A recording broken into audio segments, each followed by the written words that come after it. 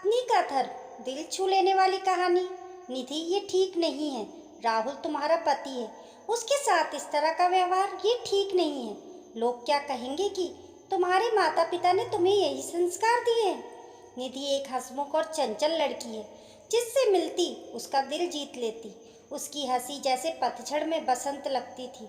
सुंदरता तो ऐसी जैसे भगवान को कितनी फुर्सत थी इसे बनाते वक्त। हर एक चीज को इतनी बारीकी से नाप तोल कर बनाया। रंग जैसे चांदनी की किरण सी उजली, आंखें तो ऐसी कि कोई देखे तो बस देखता ही रहे। राहुल की माँ कमला जी ने उसे एक समारोह में देखा था। उसे देखते ही मोह गई और अपने घर की बहू बनाकर ले आई। सबको निधि की किस्मत पर नाज हुआ कि घर बैठे इतने बड़े घर का रिश्ता आया और बिना कोई दान दहेज के शादी भी हुई। ये अलग बात है कि निधि के पिता ने अपने हैसियत से बढ़कर सब किया, पर इस बात से खुश थे कि बेटी वहाँ राज करेगी। हर पिता की तरह उनका भी सपना सच हो गया था कि बेटी अच्छे घर में जाए। निधि को भी अपनी किस्मत पर यकीन नहीं होता था कि इतने अच्छे घर में उसकी शादी हुई। इतना बड़ा घर, नौकर चाकर, सुख सुविधा की सारी चीज़ें जिसके बारे में वे कभी सोच भी नहीं सकती थी। शादी के कुछ महीनों तक तो सब अच्छा चलता रहा, पर धीरे धीरे राहुल का गुस्सा सामने आने लगा। राहुल का बहुत बड़ा बिजनेस था। वह काम के सिलसिले में अक्सर देर से घर आता, लेकिन निधि उसका खाने पर इंतज़ार करती थी। वो उसके आने पर ही खाना खाती थी। राहुल जब घर आता तो हमेशा उसका मूड खराब रहता। छोटी छोटी बातों पर देर रात हंगामा कर देता। कभी खाना अच्छा नहीं लगता तो कभी एसी का टेम्परेचर कम ज़्यादा है तो कभी उसकी चीज़ें समय पर उसके हाथ में नहीं मिली तो या उसके सामने निधि का फ़ोन बजा तो उसका गुस्सा आना तय था। और वो गुस्सा फिर निधि के गालों पर निशान छोड़ जाता। निधि हमेशा कोशिश करती कि राहुल को गुस्सा ना आए, लेकिन कोई ना कोई कमी निकल कर राहुल अपने काम का सारा गुस्सा निधि पर निकाल देता। निधि भी कब तक सहती। आज उसने राहुल को जवाब दे दिया उसी की भाषा में। तो उसकी सास कमला जी आग बबूला हो गई कि पत्नी का क्या यही धर्म है? तुम्हें तो भगवान नरक में भी जगह नहीं देगा। इतने बड़े घर में शादी होने के लिए लड़कियां व्रत उपवास क्या क्या नहीं करती, और तुम्हें तो बैठे बिठाए मिल गया तो कोई कदर नहीं। पुरुष है, काम के टेंशन में गुस्सा आ जाता है, और तुम कौन सा कम हो? क्यों उसकी ज़रूरतों का ठीक से ध्यान नहीं रखती हो? पत्नी का फर्ज नहीं निभाओगी तो क्या वह तुम्हारी आरती उतारेगा? माँ जी, आज आपको बहुत बुरा लगा। जब इतने दिनों से मेरे साथ हो रहा था तो आपके मुंह से एक शब्द नहीं निकल रहा था कि राहुल क्यों बहू को मारता है। उसे ऐसा नहीं करना चाहिए। मैंने जब आपसे कहा कि माँ जी आप राहुल से बात करिए, तो आपने कहा ये पति पत्नी के बीच की बात है, मैं इसमें नहीं बोल सकती। तो अब क्या हो गया? ये भी तो पति पत्नी के बीच की बात है। और रही बात नरक में भी जगह नहीं मिलने की, तो आपको क्या लगता है अभी मैं स्वर्ग में हूँ?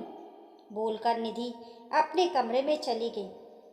तेरी इतनी हिम्मत की तू अपनी गलती मानने की जगह मुझसे जुबान लड़ाए। अभी तेरे माँ बाप को बुलाती हूँ।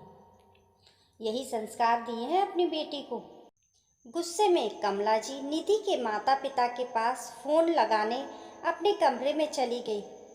कमला जी का फोन आते ही निधि के माता पिता तुरंत निधि के ससुराल पहुँचे।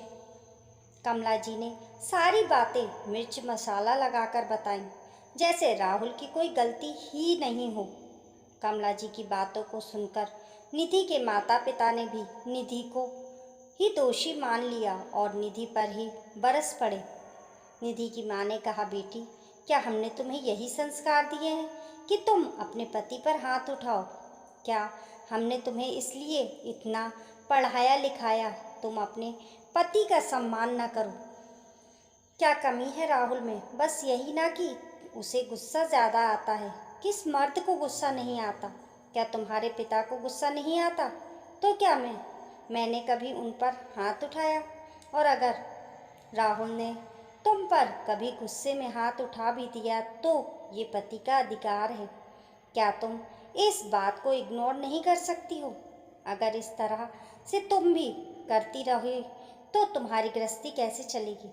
माँ पिताजी, ये एक दिन की बात नहीं है। हमारी शादी के 1 साल हो गए हैं और 1 साल में मैंने शायद ही कोई दिन बिना थप्पड़ खाए बिताया हो। और जब भी आप लोगों को बताया तो आप लोगों ने मुझे ही एडजस्ट करने की सलाह दी। कभी राहुल से बात करने की कोशिश नहीं की। क्या पति का अधिकार सिर्फ उस पर हाथ उठाना, उस पर अपना गुस्सा निकालना है? क्या पत्नी की कोई भावना नहीं? क्या उसका कोई आत्मसम्मान नहीं? क्या वो इंसान नहीं? उसे दर्द नहीं होता? या उसे जानवर समझ लिया जाता है जिसे जब चाहा पीट लिया? जानवर भी अपनी सुरक्षा के लिए पलट कर जवाब देता है। तो मैं तो जीती जागती इंसान हूँ, कब तक सहन करूँ? और आप लोग ही तो शादी के पहले कहते थे कि गलत करने से ज़्यादा गलत सहना है। अब जब मैंने अपने आत्मसम्मान के लिए कदम उठाया तो आप सब मुझे शेरनी से चूहिया क्यों बनाना चाहते हैं? माँ पिताजी, अब और नहीं रह सकती ऐसे इंसान के साथ। निधि ने अपने माता पिता से कहा, बेटा, लेकिन तुम्हारी छोटी बहन की शादी होने वाली है। ऐसे में तुम अपना घर छोड़कर मायके आ जाओगी तो वो लोग भी क्या सोचेंगे छोटी के बारे में? कहीं इस वजह को जानकर उन लोगों ने रिश्ता तोड़ दिया तो? क्योंकि ऐसी बातें छुपती थोड़ी हैं। हम समाज में क्या जवाब देंगे? निधि के पिता ने निधि को समझाने की कोशिश की। अगर तुम में इतना ही घमंड है तो निकल जाओ इस घर से। इस घर में तुम्हारे लिए कोई जगह नहीं है। जब बाहर जाकर धक्के खाओगी तो अकल ठिकाने आ जाएगी कि कितने ऐशो आराम से रहती थी। अपने घमंड में तुम खुद अपनी जिंदगी खराब कर रही हो। कमला जी ने गुस्से में निधि से कहा, आप क्या मुझे इस घर से निकालेंगी? मैं खुद इस घर को छोड़कर जा रही हूँ। इस नरक में रहने से अच्छा बाहर जाकर धक्के खा लूँगी। और हाँ माँ पिताजी, आप लोग भी परेशान मत होना। मैं आप लोगों पर भी बोझ नहीं बनूंगी। मैं अपने आप को खुद संभाल सकती हूँ।